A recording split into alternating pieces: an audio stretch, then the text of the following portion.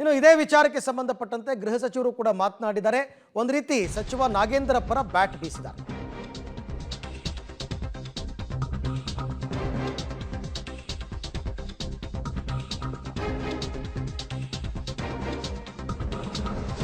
ಚಂದ್ರಶೇಖರ್ ಅವರು ಡೆತ್ ನೋಟ್ನಲ್ಲಿ ಸಚಿವರು ಅಂತ ಬರೆದಿದ್ದಾರೆ.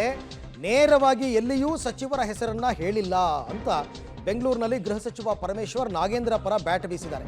ಬೇರೆ ಅಕೌಂಟ್ಗಳಿಗೆ ಕೋಟಿ ಕೋಟಿ ವರ್ಗಾವಣೆಯಾಗಿರೋ ಮಾಹಿತಿ ಇದೆ, ಅದನ್ನು ನಾವು ಪರಿಶೀಲನೆ ಮಾಡ್ತಾ ಇದ್ದೀವಿ. ನಾವು ಪ್ರಕರಣವನ್ನು ಈಗ CID ಕೊಟ್ಟಿದ್ದೀವಿ, ಅವರು ತನಿಖೆ ಮಾಡ್ತಾರೆ ಅಂತ ಹೇಳಿದ್ದಾರೆ. CID ತನಿಖೆ ನಡೀತಾ ಇದೆ. ಈಗಾಗಲೇ ಅವರು ಡಿಪಾರ್ಟ್ಮೆಂಟ್ನವರು ಕೂಡ ಕಂಪ್ಲೇಂಟ್ ಕೊಟ್ಟಿದ್ದಾರೆ, ಕಂಪ್ಲೇಂಟ್ ತೊಗೊಂಡಿದ್ದಾರೆ.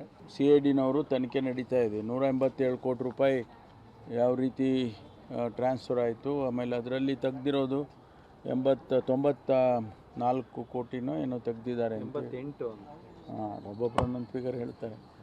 ಒಬ್ಬರು 84 ಅಂದರು, ಈಗ ಬೆಳಿಗ್ಗೆ ಯಾರೋ 97 ಅಂದರು.